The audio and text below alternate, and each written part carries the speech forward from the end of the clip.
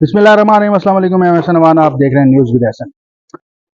पाकिस्तान के एक बहुत बड़े एक कल्ट सियासी रहनुमा इमरान अहमद खान नियाज़ी खुद को शेख मुजीबुर रहमान के साथ कंपेयर कर रहे थे गुज़िश्ता दिनों, और अब जैसे ही बांग्लादेश में इनकलाब आया और शेख हसीना को जो है हुकूमत से निकाल दिया गया, हुकूमत ही नहीं मुल्क से भी निकाल दिया गया, तो अब उनकी जमात पाकिस्तान के वज़ीर आज़म को ये मशवरा दे रही है कि शेख हसीना को फ़ोन करके उनसे पूछ लें कि जाना भागना कैसे है।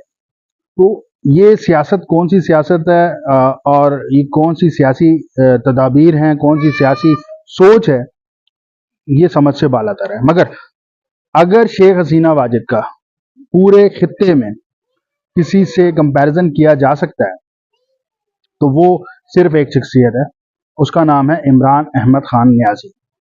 शेख हसीना एक जमहूरी रहनुमा होने के बावजूद एक डिक्टेटर थी, एक डिक्टेटर बनना चाहती थी और बनी।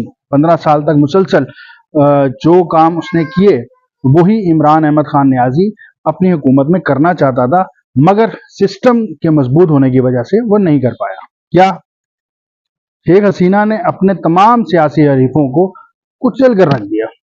वो लोग जो 1996 में उनकी हुकूमत के अंदर वज़रा की हैसियत से मौजूद थे, उन लोगों को भी पकड़ पकड़ कर फांसियां दी गई।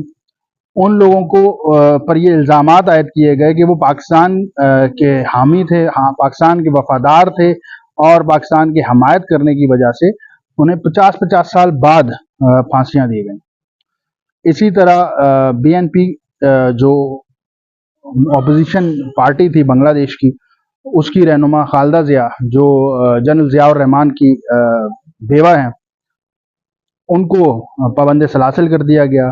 तमाम सियासी हरीफों को निकाल बार किया गया, मीडिया पर पाबंदियां लगा दी गई, मर्जी के जो एंकर्स या मर्जी के जो सहाफ़ी थे उनको असल सहाफ़ी करार दिया गया, और जो ज़रा भी मुखालफत में बात करता था वो एंटी स्टेट कहलाता था, वो रजाकार कहलाता था, वो पाकिस्तानी एजेंट कहलाता था। इसी तरह अदलिया के अंदर अपना मखसूस एक टोला उन्होंने भर्ती किया और उस टोले के जरिए वो अपनी मनपसंद फैसले हासिल करती रही।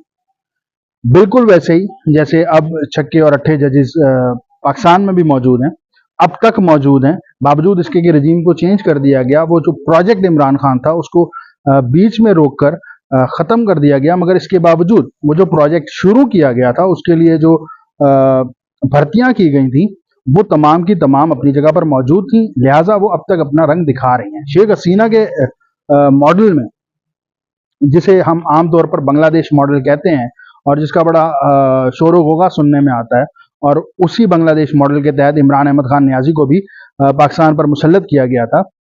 शेख हसीना के मॉडल में 15 साल गुजर चुके थे, लिहाजा वो तमाम लोग जो शेख हसीना की मदद और हमायत के लिए जो है वो लगाए गए थे, वो अपनी अपनी जगह पर मौजूद थे। तो लिहाजा अवाम के पास और कोई रास्ता, कोई चॉइस है बची ही नहीं थी सवाए एहतजाज के और एक अवामी इनकलाब के, जो आ गया। फौज में भी उसके अपने लोग मौजूद थे, धड़ाधड़ लेफ्टिनेंट जनरल्स, मेजर जनरल्स निकाले जा रहे हैं फौज से, तो उसकी वजह यही है। यही सोच इमरान अहमद खान नियाज़ी की भी थी। इमरान खान अपने किसी भी मुखालिफ को जेल से बाहर नहीं देखना चाहते थे।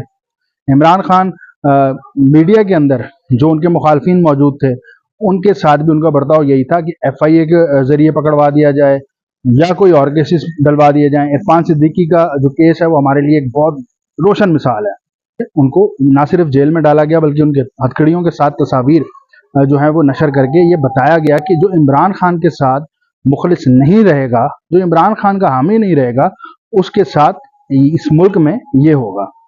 तो ये तनकीद या ये तंज पाकिस्तान तहरीक इंसाफ की जानिब से बनता नहीं है, जो वो शहबाज शरीफ के खिलाफ करते हुए नजर आ रहे हैं।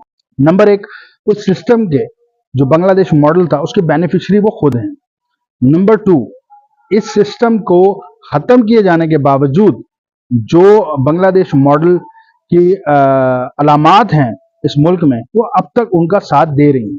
पाकिस्तान की अदलिया में क्या हो रहा है, आइन रीराइट किया गया, एक दफ़ा नहीं, 2 दफ़ा नहीं, कई दफ़ा रीराइट किया गया, सिर्फ पाकिस्तान तहरीक इंसाफ की हमायत के लिए, पाकिस्तान तहरीक इंसाफ को तहफ़्फ़ुज़ देने के लिए, पाकिस्तान तहरीक इंसाफ को कोई ना कोई फ़ायदा देने के लिए।